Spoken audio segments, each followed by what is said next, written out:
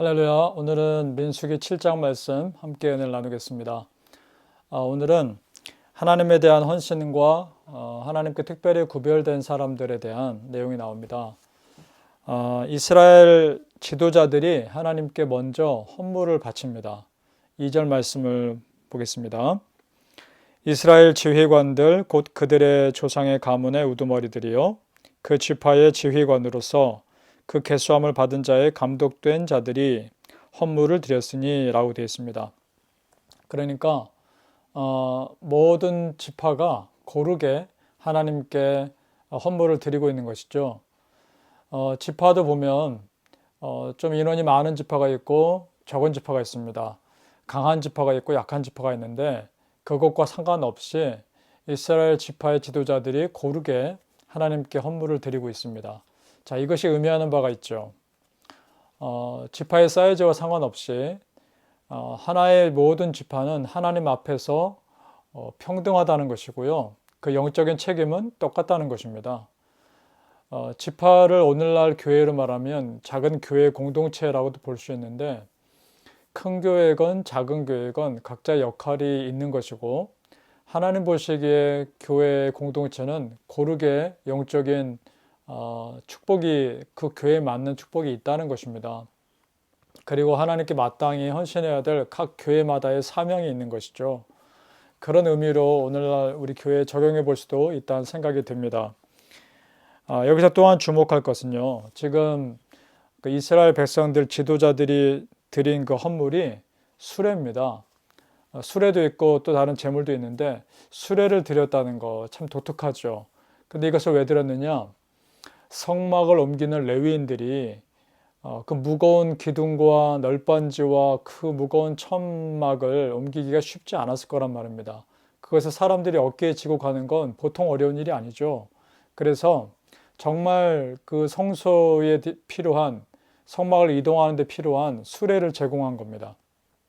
자, 여러분, 그렇다면 그 수레가 레위인 중에 누구에게 갔냐 하면 6절에 보니까 모세가 수레와 소를 받아 레위인에게 주었더라라고 되어 있는데 그 다음 구절에 곧 게르손 자손들 그리고 무라리 자손들이 나옵니다.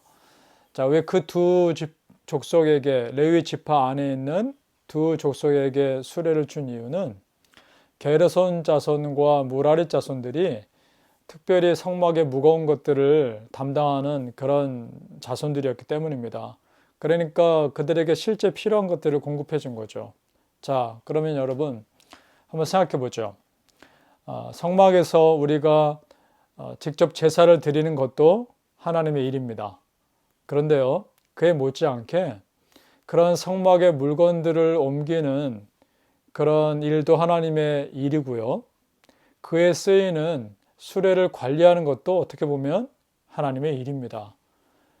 자, 어떻게 보면 허드렛 일이라 생각될 수도 있는 것이지만 하나님 보시기에 좀 큰 의미로 본다면 다 하나님의 일입니다.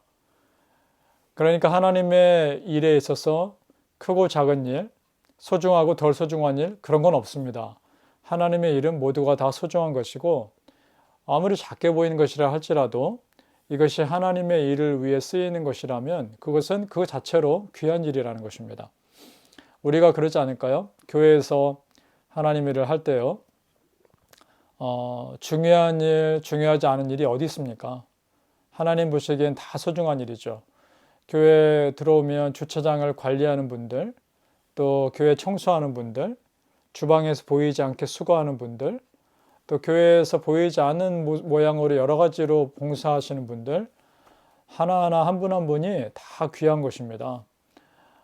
그렇게 우리가 여러 가지 모양으로 하나님 나라를 위해 쓰임받을 수 있다는 것, 그 자체로 너무나 소중한 일이죠. 그러한 일을 우리가 알고 있다면 그저 내가 아무리 작은 일을 한다 해도 감사할 수밖에 없지 않을까 이런 생각을 해봅니다. 그런데 여기서 주목해 볼 것은요. 자원에서 바쳤다는 겁니다. 모세가 정해놓고 이거 바쳐라 하지 않고요. 그들이 정말 무엇이 필요한가 그들이 먼저 보고 그것을 자원해서 바쳤다는 것, 그것이 중요합니다. 하나님의 일을 할 때 내가 자원하는 마음으로 기쁜 마음으로 하는 것, 그것이 정말 소중한 것이기 때문입니다. 우리 참고 말씀 한 구절 보겠습니다. 고린도후서 9장 7절 말씀인데요. 각각 그 마음에 정한 대로 할 것이요 인색함으로나 억지로 하지 말지니 하나님은 즐겨내는 자를 사랑하시느니라. 인색함으로나 억지로 하지 말고 하나님은 즐겨내는 자를 사랑한다. 이 말씀. 이것이 우리 마음에 잘 새겨져서 정말 하나님 일을 할 때요, 여러분, 억지가 아니라, 기쁨 없이 하는 것이 아니라 정말 기쁜 마음으로, 감사하는 마음으로 했으면 좋겠습니다. 그러니까 하나님께 무언가 바칠 때 두 가지 원칙에 적용되죠. 모두가 똑같이 고르게 헌신해야 된다는 것, 하나님의 은혜를 받는 데 있어서 어떤 소외받는 사람들이 없어야 된다는 것, 그것이 첫 번째 원칙이고요. 두 번째는 자원하는 마음으로 해야 된다는 것, 기쁨과 감사하는 마음으로, 정말 순수한 마음으로 해야 된다는 것, 그가지 두 가지 원칙이 있습니다. 이것을 잘 기억하시고 우리 성도님들 앞으로 하나님의 일을 여러분이 어떤 모양으로 하든지 간에 이 두 가지 원칙을 그 봉사에 섬김에 잘 적용할 수 있기를 축복합니다. 그리고 오늘 또 한 가지 보시면 89절을 잠깐 보겠습니다. 7장 89절 말씀인데요. 모세에 대한 말씀이 나옵니다. 모세가 하나님과 얼마나 특별한 관계였는지 알 수 있는 구절이 나옵니다. 89절에 모세가 회막에 들어가서 여호와께 말하려 할 때에 증거궤 위 속죄소 위에 두 그룹 사이에서 그룹은 천사들을 말하는 거죠. 사이에서 자기에게 말씀하시는 목소리를 들었으니 여호와께서 그에게 말씀하심이었더라. 자, 여러분 이것은 무엇을 말합니까? 자, 대제사장은요, 1년에 딱 한 번, 대속죄일에 지성소에 한 번 들어가서 하나님을 직접 대면하며 교제할 수 있습니다. 그런데 모세는 달랐습니다. 모세는 수시로 아무 때나 하나님과 깊이 있는 교제를 할 수 있었습니다. 이것은 모세 전에도 없었고 모세 이후에도 없었던 특별한 은혜입니다. 자, 여러분 놀랍지 않습니까? 그 당시 모세에게 주신 특별한 은혜입니다. 하나님께서 때에 맞는 그때그때 맞는 특별한 은혜를 허락해 주십니다. 지금 이 광야 시대에는 모세에게 그런 은혜를 주신 것이고요. 그러면 그 모세와 함께 하셨던 하나님이 지금 나의 삶에서도 나의 상황에 맞는 특별한 은혜를 주시지 않겠습니까? 그리고 실제로 예수 그리스도께서 십자가에 죽으시고 부활하신 그 은혜를 우리가 믿음으로 지금 우리도 어떻습니까? 얼마든지 언제든지 하나님 앞에 나아가 교제할 수 있습니다. 그런 영적으로 풍요로운 시대에 우리는 살고 있는 것이죠. 바라기는 여러분, 저는 여러분께서 그런 특별한 영적인 특권을 누렸으면 좋겠습니다. 그리고 하나님 앞에 기쁨과 감사함으로 나아갈 수 있기를 예수님 이름으로 축복합니다. 우리 함께 오늘은 기도했으면 좋겠는데요. 이 내용 가지고 함께 기도하겠습니다. 하나님 감사합니다.